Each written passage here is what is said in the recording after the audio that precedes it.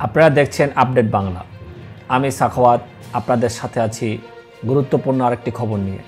আসুন শুরু করি আজকের প্রধান সংবাদ। বিএনপির নেতা লুৎফুজ্জামান বাবরের গ্রামে গতকাল দিনভর ছিল উৎসবমুখর পরিবেশ। গ্রামের জনতা তাদের নেতাকে ঘিরেছিলেন উচ্ছ্বাসে মত্ত। চারদিক থেকে মানুষের ঢল, নেতাকর্মীদের স্লোগানে মুখরিত পুরো এলাকা।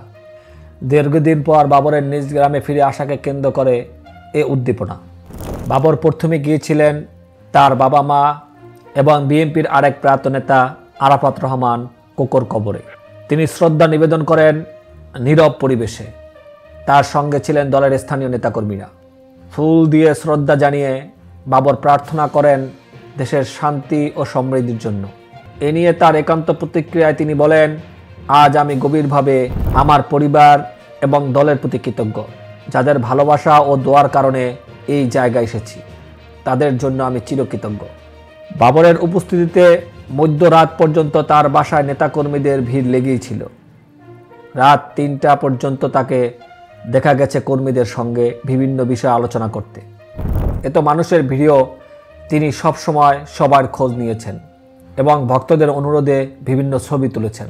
গ্রামে গ্রামে বাবরের এবং স্বতঃস্ফূর্ত গ্রহণযোগ্যতা তার সমর্থকদের মধ্যে নব উদ্যম তৈরি করেছে। এই ছিল আমাদের আজকের শিরোনাম। এই সংবাদের বিস্তারিত জানতে আমাদের সঙ্গে থাকুন আর দেখতে থাকুন আপডেট বাংলা। আমি সাখাওয়াত বিদায় জানাচ্ছি। পরবর্তী খবরের জন্য আমাদের সাথেই থাকুন।